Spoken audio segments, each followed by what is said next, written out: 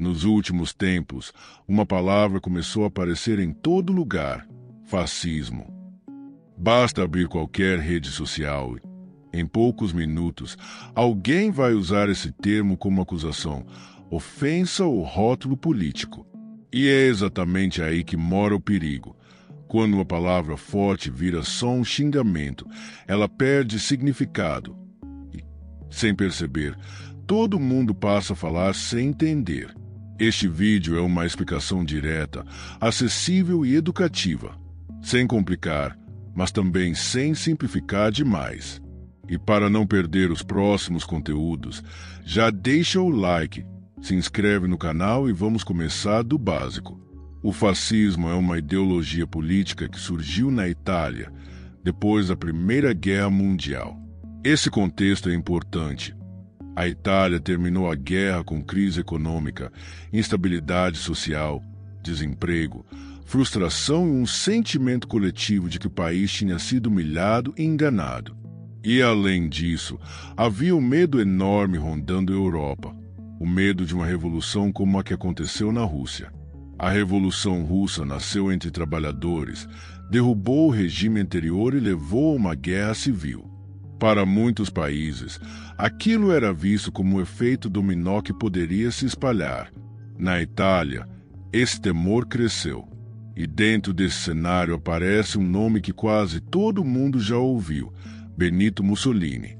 Foi ele quem organizou e consolidou o primeiro governo fascista.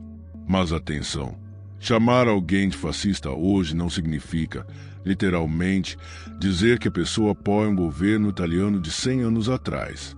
O que acontece é que a palavra passou a descrever um conjunto de ideias, práticas e estratégias que podem reaparecer em outros lugares e épocas.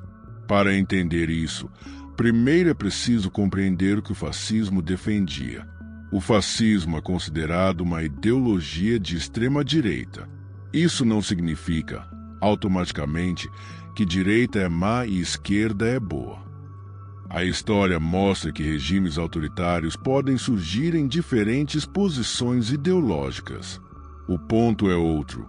O fascismo, na prática, constrói um tipo de poder que caminha para o totalitarismo. O nome fascismo tem uma origem simbólica. Ele vem de um termo ligado a um feixe de varas amarradas, uma imagem antiga que representa força pela união. Uma vara sozinha quebra fácil. Um feixe amarrado, não. Esse símbolo foi usado para comunicar a ideia central do fascismo: um povo unido e controlado pelo Estado, guiado por uma autoridade forte. E o detalhe importante é este: essa união não é um pacto livre entre pessoas. É uma união forçada, construída por propaganda, medo, controle, quando necessário, violência. Aqui é essencial separar duas coisas: fascismo como acontecimento histórico, o regime específico de Mussolini, em um contexto específico, com datas e circunstâncias daquela época. Fascismo como corrente ideológica, um conjunto de ideias e práticas que podem reaparecer, mesmo quando o governo não se declara fascista. Ou seja, o mundo mudou, o contexto mudou, mas certos mecanismos podem voltar com novas roupas. E para identificar esses mecanismos, muitos estudiosos analisaram características recorrentes em regimes fascistas. Um dos textos mais citados é do escritor e filósofo italiano Umberto Eco, que descreveu traços do que chamou de fascismo eterno, sinais que podem aparecer em diferentes combinações. Nem todo autoritarismo é fascismo, mas certas peças costumam se repetir. Vamos a algumas delas, em linguagem clara. Características do fascismo. Regimes fascistas tendem a criar uma narrativa de que existe uma verdade antiga, pura, original, que foi perdida. Eles se apresentam como herdeiros legítimos dessa tradição e usam símbolos do passado para justificar um destino grandioso. A tradição vira ferramenta política, não para estudar história com seriedade, mas para fabricar um mito conveniente. É comum o fascismo tratar ideias modernas, como pluralidade, tolerância, liberdade intelectual e pensamento científico, como degeneração, decadência, fraqueza. O debate é substituído por slogans. A dúvida vira pecado. A complexidade vira inimiga. O regime valoriza o instinto acima da reflexão.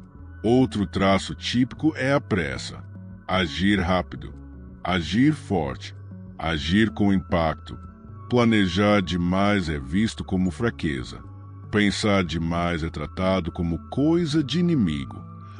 Intelectuais, artistas e cientistas podem ser atacados justamente porque questionam, analisam e desmontam narrativas fáceis. Em regimes fascistas, quem critica não é apenas oposição. Vira ameaça, vira traidor, vira inimigo interno. E a sociedade é empurrada a aceitar perseguições como se fossem necessárias para manter a unidade. A lógica é simples e brutal. Se a nação precisa ser um só corpo, quem discorda é tratado como doença.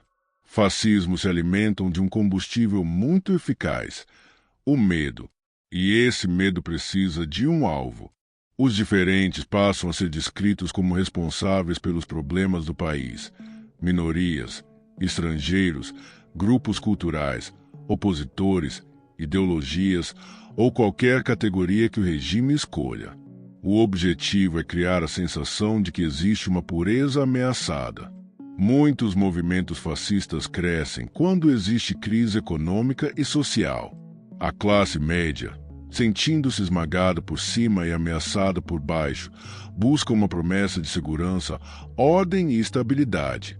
O discurso oferece isso, mas costuma vir acompanhado de um acordo perigoso. Em troca de ordem, aceita-se o enfraquecimento de liberdades.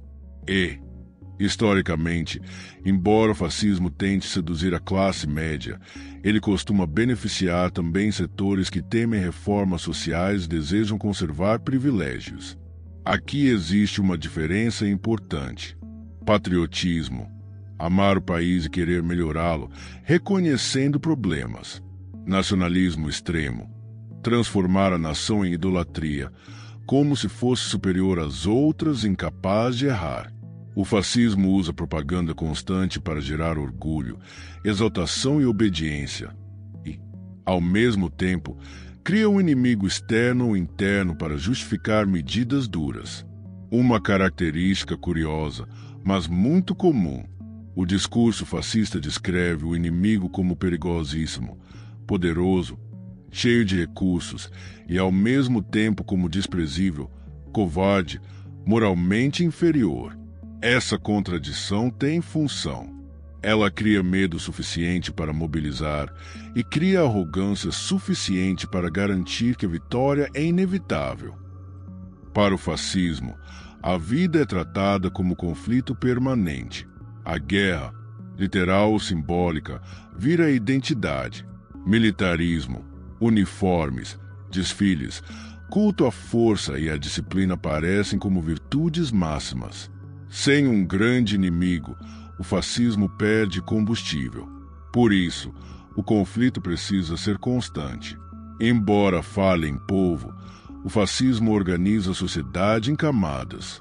Fortes versus fracos, superiores versus inferiores, puros versus impuros. Quem está próximo do poder vale mais. E a lealdade ao regime se torna um critério de ascensão, acima de competência, ética ou lei.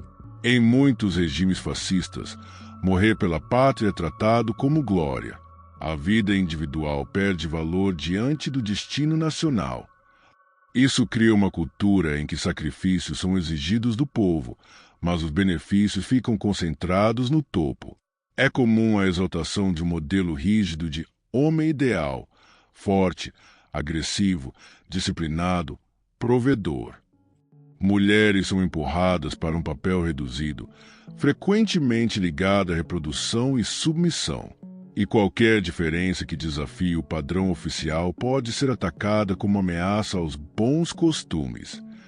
No fascismo, o povo não é um conjunto de indivíduos com direitos e diferenças. O povo vira uma massa única. E quem interpreta essa massa? O líder. O líder é apresentado como alguém especial, escolhido, capaz de captar a vontade coletiva, como se fosse uma voz acima de todos. A democracia vira obstáculo, porque ela admite divergência, e divergência, para o fascismo, é fraqueza. Por fim, uma estratégia central. Palavras curtas, frases fáceis, repetição constante. A intenção não é ensinar a pensar, é ensinar a repetir. Quando a mensagem é repetida muitas vezes, ela entra sem esforço crítico. E quanto menos pensamento crítico, mais fácil controlar. Nem toda presença de um desses elementos significa fascismo. Alguns traços aparecem em vários tipos de autoritarismo. O ponto principal é este. O fascismo costuma crescer aos poucos, testando limites, normalizando agressões, acostumando a sociedade com a ideia de que liberdade dá trabalho e ordem exige silêncio. Por isso, o conhecimento é essencial. Toda democracia tem falhas, mas destruir a democracia não resolve falhas. Só abre espaço para regimes que não permitem correção. O melhor antídoto contra qualquer forma de opressão é entender os sinais cedo, antes que seja tarde. Se este conteúdo ajudou a entender melhor o que é fascismo e como ele opera, compartilhe com quem vive usando essa palavra sem contexto. Deixe o like, inscreva-se no canal para mais conteúdos educativos e nos comentários sugira outros temas históricos e políticos para próximas explicações. Porque, no fim, conhecimento não é só informação, é proteção.